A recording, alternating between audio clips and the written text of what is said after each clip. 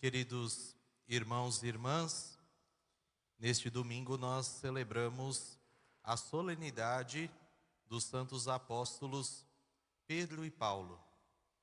Tradicionalmente, este dia importante é celebrado no dia 29 de junho, mas para que um maior número de pessoas possa participar desta celebração, aqui no Brasil ela é transferida para o domingo seguinte, de forma que um maior número de fiéis possa sim celebrar esta importante festa cristã. Esta solenidade, ela é uma oportunidade para que nós cristãos façamos uma reflexão profunda a respeito da nossa fé e, sobretudo, dos fundamentos da nossa fé. Quando nós olhamos o testemunho de Pedro e Paulo, nós podemos fortalecer a nossa convicção, podemos fortalecer a nossa fé em Jesus Cristo. É isso que nós vemos hoje na primeira e na segunda leitura. Nos são narradas as experiências de fé, de testemunho de Pedro na primeira leitura e na segunda leitura o testemunho de Paulo. E ambos reconhecem, cada um à sua forma, a ação de Deus nas suas vidas. Hoje também é dia de rezarmos pelo Santo Padre, o Papa, São Pedro, o primeiro Papa. Por isso, nós, como igreja, como cristãos católicos, acreditamos na sucessão apostólica e, consequentemente, Francisco é o do 165º sucessor do apóstolo Pedro. E por isso nós o olhamos como aquele que tem a missão de conduzir a igreja de Cristo, de conduzir a barca de Cristo. Apesar das suas dificuldades, apesar das suas limitações, das suas fragilidades, ele mesmo gosta de se dizer um grande pecador que precisa da misericórdia de Deus. Nós devemos amá-lo, nós devemos respeitá-lo e tê-lo como referência primeira da nossa fé e da nossa unidade como católicos. A primeira leitura que nós ouvimos é o último episódio do livro dos Atos dos Apóstolos, onde São Pedro aparece como protagonista, como personagem principal. A partir deste episódio, nós vamos começar a acompanhar a conversão de Paulo, as suas viagens, então episódios relacionados à missão de São Paulo apóstolo. Quando eu digo que este é o último episódio em que São Pedro é o protagonista, eu não quero dizer em relação ao protagonismo humano que talvez a gente possa vir pensar, mas perceber o protagonismo do Espírito Santo e também da palavra de Deus que estes dois grandes apóstolos anunciavam. O que nós vemos nessa primeira leitura? Primeiramente, um contexto de perseguição. Os primeiros cristãos foram fortemente perseguidos, sobretudo pelo Império Romano. Aqui nós vemos uma forte perseguição do rei Herodes a Pedro e, ao mesmo tempo, aos demais discípulos. E nós vamos percebendo, sobretudo porque a leitura começa a nos dizer que primeiro Tiago foi preso e morto à espada, depois Pedro foi preso. Nós vamos percebendo que a vida dos apóstolos, ela vai cada vez mais se assemelhando à vida de Cristo. O próprio texto nos diz que Pedro foi preso no dia dos pães ázimos. Isso quer dizer que ele foi preso nos dias de Páscoa, exatamente como Jesus foi preso e martirizado nos dias da festa da Páscoa. Outro ponto interessante que nós podemos olhar dessa primeira leitura, e que talvez seja o ponto mais importante, a lição mais importante que nós podemos tirar dessa leitura é a oração da igreja. A igreja, enquanto Pedro esteve preso, permaneceu em oração. Portanto, a oração ela pode aqui ser olhada como a grande fonte de libertação. E agora, deixando um pouquinho de lado o testemunho de São Pedro, será que nós, na nossa vida, temos usado a oração como essa fonte poderosa de libertação? Será que nós, diante das dificuldades, diante dos sofrimentos, diante dos problemas que até mesmo outros irmãos passam, será que nós fazemos uso dessa ferramenta poderosa que é a oração? A oração, como nós vimos na leitura, desde os primórdios do cristianismo, ela é uma prática constante na vida da igreja. Se a gente lembrar o início dos Atos dos Apóstolos, logo após a ascensão de Jesus, lá no capítulo 1, o texto de São Lucas vai nos dizer que os apóstolos perseveravam em oração, unidos à mãe de Jesus e a outras mulheres da comunidade. Portanto, desde o início, a oração é uma prática constante na vida da igreja. E é através da nossa oração que nós vamos perceber que, assim como na vida de Pedro, Deus é o grande protagonista da nossa libertação. É Deus quem faz tudo, é Deus quem envia o anjo, é Deus que livra Pedro da prisão, é Deus que liberta Pedro. Não é o próprio Pedro com as suas atitudes, com as suas ações, mas é Deus que prepara tudo por conta da oração, por conta do clamor da igreja, para que Pedro fosse libertado. É momento de nós olharmos para esta leitura e percebermos que na nossa vida, Deus sempre é o protagonista. É Deus quem conduz a nossa vida. É Deus quem conduz a nossa história. Não são as nossas próprias forças. Se Pedro dependesse das próprias forças dele, coitado, teria permanecido ali preso. Ali estavam 4 grupos de soldados e cada grupo de soldado com 4 soldados. Olha quanta gente para vigiar Pedro, para garantir que ele ali permanecesse. As suas forças não seriam capazes de libertá-los dessa situação. Mas Deus, o grande protagonista da história de Pedro, o liberta. E nós cantamos isso no nosso salmo: de todos os temores me livrou o Senhor Deus. É Deus quem nos livra de todos os nossos temores, de todos os nossos medos.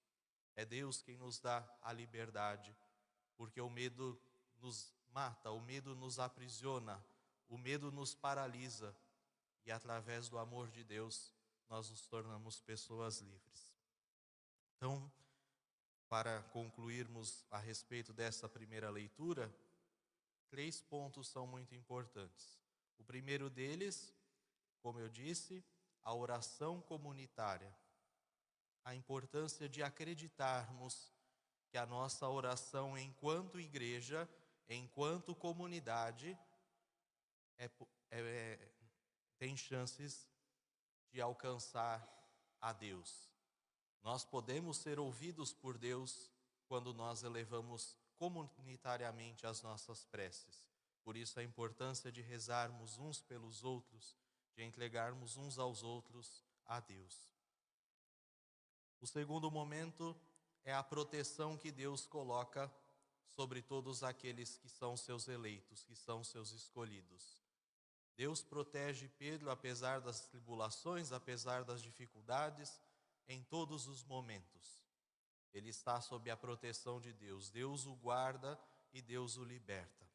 E por fim, nenhuma força, nenhum poder humano pode com o amor de Deus, pode com a força de Deus. Pedro estava ali aprisionado com grandes forças humanas, com grandes interesses dos poderes humanos.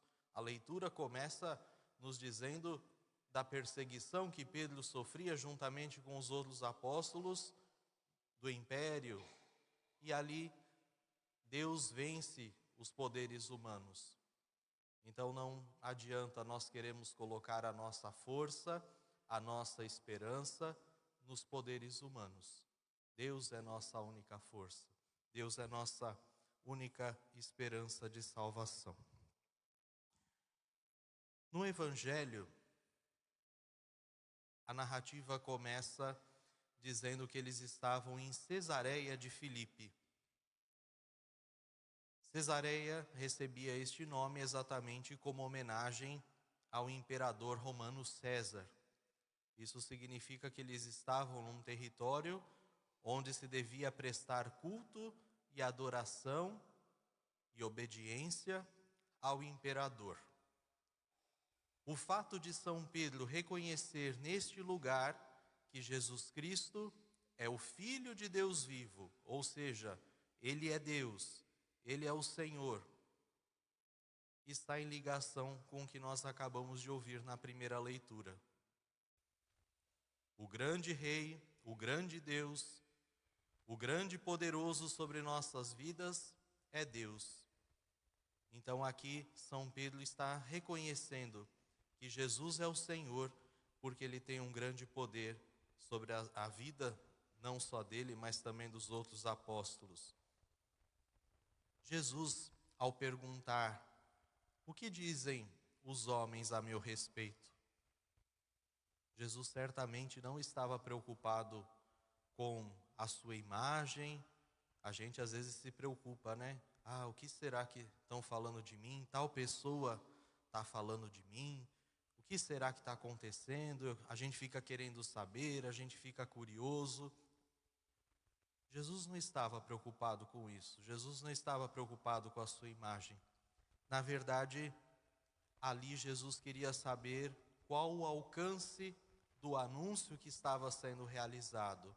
Qual o alcance da sua missão naquele momento. Jesus já havia realizado muitos sinais. Já havia realizado muitas curas, muitos milagres. Jesus já havia pregado várias vezes na sinagoga. Multidões já seguiam Jesus para escutá-lo. Então, na verdade, ele estava ali preocupado em saber como o povo estava vendo isso. Se de fato ali se percebia que Jesus, pela sua novidade, significava de fato o Messias, o Filho de Deus. Na verdade também, Jesus pergunta, o que os homens estão falando de mim? Senhor, uns dizem que é João Batista, outros que é Elias, outros que é um dos profetas. Jesus, na verdade, também não queria saber o que o povo estava pensando dele, mas sim o que aqueles 12 homens que estavam caminhando mais próximos dele já há algum tempo, o que aqueles homens estavam pensando? Será que aqueles homens estavam de fato percebendo que eles estavam caminhando junto com o Messias, junto com o Salvador? Ou será que eles ainda estavam pensando que Jesus seria aquele Messias poderoso, vitorioso, guerreiro, que viria simplesmente para reestabelecer o reino temporal em Israel? E Pedro, em nome dos 12, e por isso aqui reside o grande significado de ser Pedro o condutor da igreja. Até hoje nós temos o Papa, que é o bispo de Roma. O Papa é bispo de uma diocese chamada Roma, assim como todas as outras dioceses no mundo, assim como a nossa diocese. O Papa é um bispo igual a todos os outros. E por que ele representa este sinal de unidade? Por que ele representa esta primazia sobre os demais bispos? Exatamente porque ele é o sucessor de Pedro. E ele, desde os primórdios, já agia em nome do grupo todo. E aqui ele revela que ele está muito aberto, muito atento ao projeto de salvação do Pai. Ao reconhecer que Jesus era o Senhor, ele está aberto ao projeto do Pai. E por isso ele recebe esta missão de conduzir a igreja. É por isso que a igreja é edificada, se principia na figura de Pedro, porque ele foi o primeiro a perceber quais eram os projetos de Jesus, qual era o plano de Jesus para a nossa salvação. Jesus chama Pedro de pedra. Isso porque ele deseja que a sua igreja, que o seu templo, seja edificado com pedras vivas. Nós somos as pedras vivas que edificam a igreja de Cristo. Assim como Pedro, um homem pecador, com seus limites, com as suas debilidades, mas com o grande desejo de seguir o Senhor, nós também, com os nossos pecados, com as nossas dificuldades, com as nossas limitações, somos chamados a ser pedras vivas da igreja, a sermos igreja em todos os lugares, não só quando nós estamos aqui dentro deste templo de pedra, mas sermos igrejas em todos os lugares, em todos os ambientes, onde nós estivermos, nós somos chamados a sermos estas pedras vivas da igreja. Jesus vai entregar a Pedro as chaves da igreja, o poder de ligar e desligar. Isso significa que na igreja, que na comunidade, sobretudo, é o lugar onde nós podemos fazer as nossas maiores experiências de fé. É o lugar onde nós podemos estabelecer as maiores experiências de fraternidade, de comunidade. Infelizmente, nem sempre é assim. Mas aqui deveria ser o lugar privilegiado, onde nós estabelecêssemos nossa comunhão com Deus e com os irmãos. E quando nós estabelecemos esta comunhão com os irmãos, fraternalmente, através da nossa oração comunitária, nós estamos estabelecendo a nossa comunhão com Deus. Então a igreja aparece como este lugar privilegiado para que nós permaneçamos ligados a Deus. É isso que significa estas chaves que São Pedro recebe. E quando a gente vive o Evangelho de Cristo verdadeiramente, quando nós vivemos o amor que o Evangelho de Cristo expressa, nós estamos totalmente ligados a Deus, totalmente ligados ao seu projeto. Que a reflexão desta palavra nos inspire, nos ajude a sermos homens e mulheres de comunhão, homens e mulheres de fraternidade, pessoas capazes de testemunhar a presença de Cristo no mundo, de testemunhar através dos seus gestos e palavras que Jesus Cristo é o Filho de Deus vivo e que foi capaz de operar na nossa vida tamanhas graças, tamanhos milagres, como operou na vida dos santos apóstolos. E por isso nós somos capazes sejamos capazes de testemunhá-lo no mundo. Que esta presença, que este testemunho de Pedro e Paulo nos inspire e nos ajude. E por fim, rezemos pelo Papa Francisco. Eu insisto bastante nesta necessidade de rezarmos pelo Papa. O peso da igreja que ele carrega, a missão que ele carrega é muito grande. São mais de 10 anos à frente da igreja. Nós pensamos um senhor com 86 anos, com os problemas de saúde que tem, com as dificuldades que tem, e ele permanece firme na sua missão. O que sustenta o nosso Papa certamente são as nossas orações. Não façamos ouvidos há tantas críticas, não só externas, mas internas que se fazem ao Santo Padre, o Papa. Seja ele quem for, seja ele os limites que tem, é ele que foi escolhido pelo Espírito Santo para guiar, para conduzir a nossa igreja. É ele que tem a missão de nos unir. Portanto, aquele que está contra o Papa está contra a unidade da igreja. E aquele que divide, nós sabemos quem é. Aquele que tem o nome de divisor, nós sabemos quem é. Então, quem atenta contra a unidade da igreja, quem atenta contra o Papa, está atentando contra o próprio Cristo. Amemos e rezemos pelo Papa Francisco. Louvado seja nosso Senhor Jesus Cristo. Para sempre seja louvado.